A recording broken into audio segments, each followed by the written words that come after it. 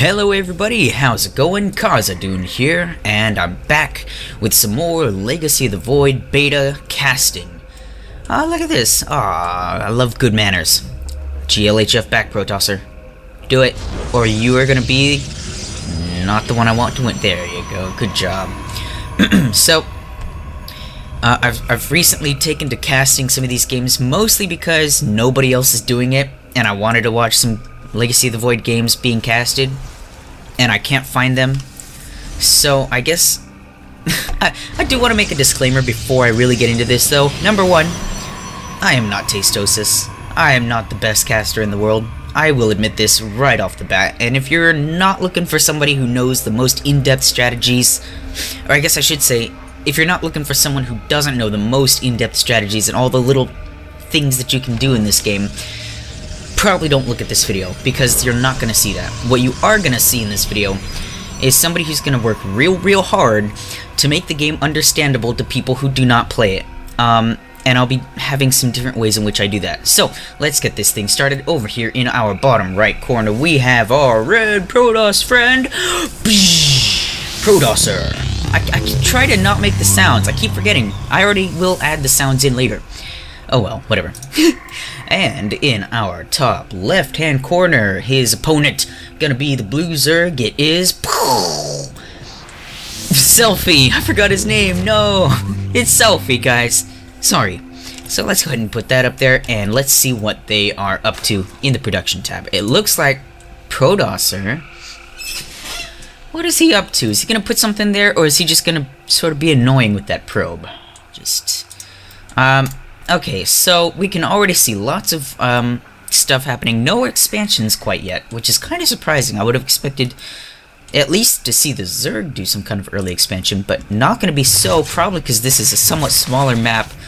You know exactly where your opponent is, and probably each one, at least the Zerg probably not expanding, just in case there's some sort of cheese play going on. And when I say cheese play, what I mean is... occasionally, on a map that you know very well, if you're in a map that you know where your opponent is, it's very easy to just send a little guy up here and build a few buildings up here, close to their base, make some units out of those buildings, and just attack. And if you get up a bunch of buildings and you have no units or anything to fight those, you lose right off the bat. But it looks like, actually, Celphy gonna be going for the early aggression here with some quick Zerglings, and since, he got those, I'm guessing, for defense against any sort of cheese, but since there is no cheese, he might as well use them to harass his opponent here, and it actually looks like it's gonna go pretty well. Although we do have this Stalker out here, and with the Mothership Core, this should get cleaned up if the Stalker is careful. Okay, there you go. And the Stalker is dead. This isn't looking the best, but it's only it's a little bit more now. Okay, he may have to cancel this expansion, which is going to set him back quite a lot, because if he does... Okay, he's not going to cancel it. He's sending more Zerglings in, though. So we'll see how Protosser deals with this. He's not sending any probes, obviously, to mine. You don't want to put your probes down here. Okay, the Nexus Cannon goes down, and that usually scares away even the biggest Zerg armies at times.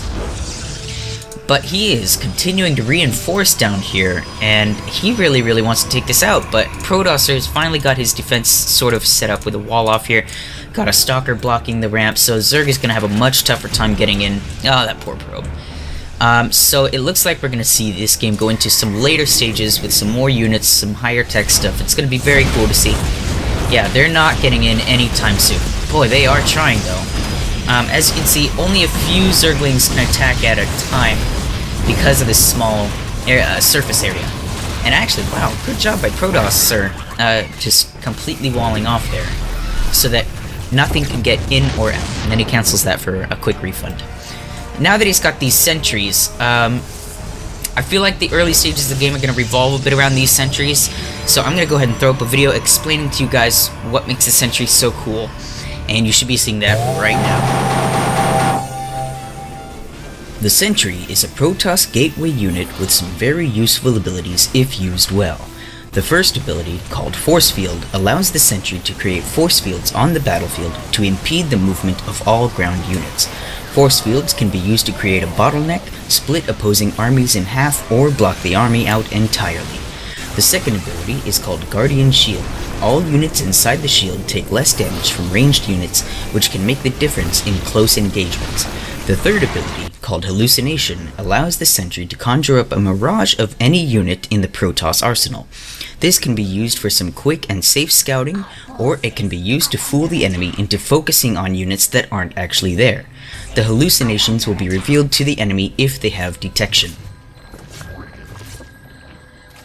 Okay, so now that we know what the focus of this game is going to revolve around, it's going to be, I'm guessing, Sentry versus Ravager in this game, but don't quote me on that. I only see the Roach Nest coming up. Roach Warren. Sorry, Baneling Nest, Roach Warren, Colossus Den.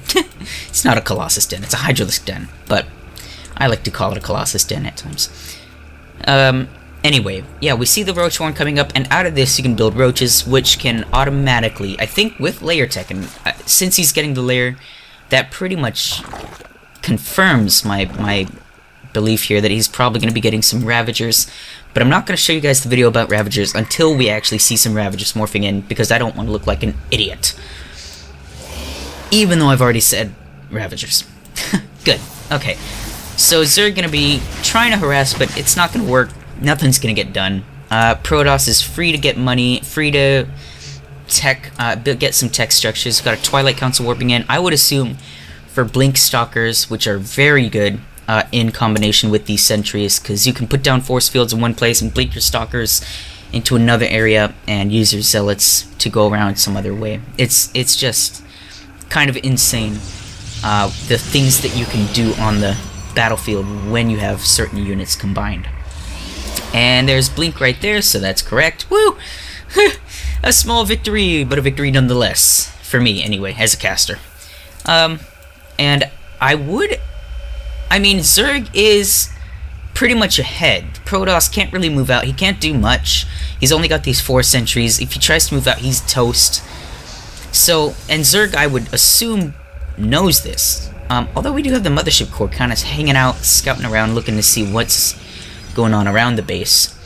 But I would have expected... Okay, what we just saw there, guys, is something that I completely missed. Whoa, this is something new that people are doing in Legacy of the Void, and it is brutal. They're getting Banelings up, which... hopefully we'll see more Banelings in the future. Anyway, Banelings are little units that... Those little guys that you saw attacking, those little Zerg dudes attacking up here, those are Zerglings. They morph into Banelings, which are basically big green balls of acid, big balloons of acid. And an Overlord will come in. He can carry units. He comes straight through the mineral line, drops Banelings, and presto, you're out of workers. Just like that. You saw, there were 1, 2, 3 guys left. And now he needs to rebuild his entire... Well, not his entire workforce, but a substantial amount. If we could look at the economy here, it's about 200 behind the Zerg, and because of that harass, actually, Zerg has been able to expand for a while, but this, I mean, that harass helps even more, I guess. But it's good to see Zerg expanding, and Protoss, due to the economic damage that he has just suffered, is gonna have to move out and do some kind of damage to get sort of back into this game. Okay, so here comes the roaches, and with some good force fields... Oh, no, not quite. Got one, but gotta be a little bit faster. What people will try to do is, as an army is coming up the ramp, they cut the force fields, or they use these force fields, which block them. You can't go around the force fields, or you can't go through force fields. So they'll use the force fields right on here to just sort of cut the army in half, and all of a sudden you don't have to fight the entire army anymore. You only have to fight half of it, which is kind of a huge thing, because then you only have to fight another half of the army. It's the difference between fighting 2 guys at once or fighting 1 guy and then waiting for the next guy to show up, basically. So force fields can be very powerful if used well. Unfortunately, they're not being used well at all. Okay, those sentries You really want to be careful about your sentries, because, oh god, these force fields are not doing well. Okay, but we do have some really good Blink micro, actually. Blink is an ability that allows your Stalkers to teleport back, which I do remember saying we were going to see some of that in this game. It's really cool to see it being used. Actually, I'm really kind of confused. Whatever. I mean, it's weird to see him not do so well with the force fields, but be really, really on top of it with his Blink micro here. So clearly this guy's probably spent more time doing Blink micro than he has using sentries, I guess. That's probably a consequence of using Stalkers in every game versus only needing to use sentries in some games. You naturally will get a lot more practice with Stalkers and Blink micro than you will with sentries. Let's see what's going on over on the Zerg side of things here. I am seeing a lot of roaches, not seeing any Ravagers. Okay, that's gonna be taken down. Oh, look, it actually turned into debris instead of rocks. That's really good. Okay, yeah, this is a really kind of a lot of roaches. I don't think the Stalkers will be able to take all that out. Roaches are very hardy. But they can focus this down and create their own quick way into the base. Okay, here we go. The roaches are split in half now, and the Stalkers... Oh, the Stalkers would have been able to take that. The roaches would have had to back off anyway. But I mean, I guess, you know, the less damage you take overall, the better. We see some Stargates going up here for Protosser. And I'm not entirely sure what we're going to see out of that. We could see some Oracles. I don't expect to. Yeah, we see Void Rays instead, which are pretty dang good against roaches, due to the fact that roaches can't shoot up. So any air unit, any unit that the roach can't shoot is good against the roach, I would say. And so we're kind of in this weird part of the game where both players are gonna try to, well, I mean, I say that. It looks like, never mind. Both players, okay, no, here we go. Both players are gonna try to do some damage to the other one, but you know, you gotta get the timing just right, just when you're ahead. Ah, okay, and now we can see some rogue roaches burrowing underground, like Bugs Bunny. They have the ability to burrow underground and then tunnel their way, and to the Protoss, this is completely invisible. So this is a great way to scout around and see if we can see any bases here, if we can see... And indeed, the Protoss does have another base up, but Zerg is getting their 4th base up right now, so they're still gonna be ahead. I would say that...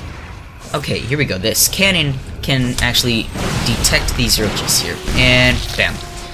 Okay, the cannons are able to see invisible or stealth things like those roaches who are underground, so they're able to pick those guys off. But, oh, we got one guy left. And can he see? Well, he obviously can now, but... And he's gonna use this opportunity as a... well, to just sort of move right in here. Oh, no. Nexus Cannon! There it is. That's gonna help a little bit, and it may be intimidating enough for the roaches to run away. Certainly this Void Ray will help a lot. It's gonna come down to how well the Protoss can... Oh, no. Never mind. It came down to the Zerg killing the base and then leaving. That's what it came down to. I need to keep an eye on the building's health here. So, a big victory, actually, for the Zerg there. The Protoss is now basically mining off of one base. If we look at the income, he's gone straight down to 1,000 versus 1,300. And every single minute that it stays like that is a minute that the Zerg is climbing more and more ahead in this game. Actually, he's down to 900 now. It's just getting worse. 800s. Oh, man. And the Zerg is about to... Yeah, look, he's on top of it here. Zerg is going to start putting drones down at this base.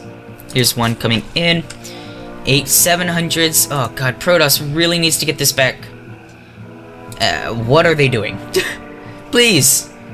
Okay, there it goes. And Zerg is just going to be sitting pretty.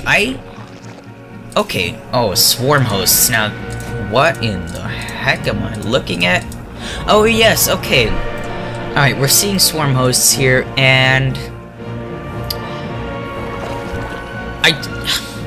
I don't know if they're gonna be playing a big enough part in this game to do a video rundown of them. I don't think I'm going to. The Swarm Host is a spellcaster type of unit for the Zerg. They have this ability called Consume, which is why you see all these evolution chambers here. Consume allows you to drain the health of a single building in order to get energy for your swarm host, and energy is used to cast different spells that can seriously turn the tide of a battle in many situations in this game. So Celphy actually looking pretty dang strong in this game, I'd say, versus Protosser, who is looking kinda sad. He's long distance mining, which is never a good thing. He's running out of minerals here.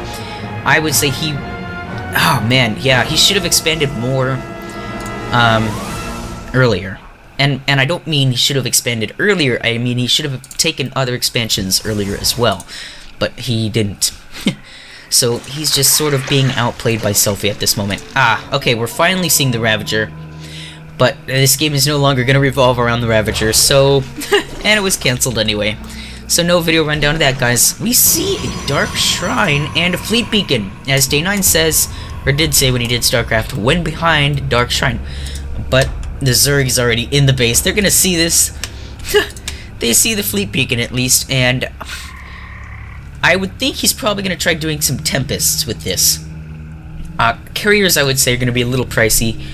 So I would say Tempests are probably what he's going to go for. Especially since, I mean, they're going to be very useful with Disintegration if you can cast it on a Swarm host. And then, yeah, okay, so you can see he's drained some of these Evolution Chambers. The only reason they get Evolution Chambers is because they have 750 health. And they're just used for upgrades. They're not a tech building that allow you to get a new kind of unit.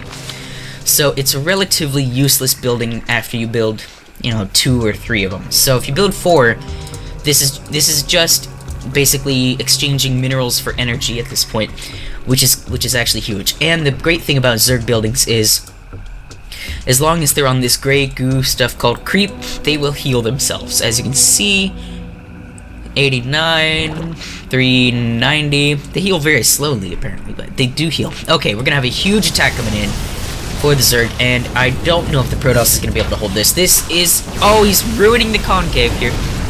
Alright, that's a little... No. No, he should have... Oh, no. It's over. The Zerg has got better positioning now. The Void Rays... Yep, there goes the yanking to draw some Void Rays in to just get sniped immediately. And I would say this game is very shortly going to go. There's the GG to Celphy. Good game to Celphy, well played. Great job on the harassment early on in the game. Great job on your choices of tech with your swarm hosts. Not swarm hosts. Have I been calling them swarm hosts this entire time? Vipers. They're Vipers, guys. I'm very sorry. The Vipers, yanking them in, just picking the Protoss army apart one by one. I would say overall, Protosser was just sort of outclassed in this game, unfortunately for him. But hopefully he has some better games later on. Anyway, that's going to basically do it for this game. Thank you all very much for watching. I hope you enjoyed the video, and I'll see you guys later. Bye!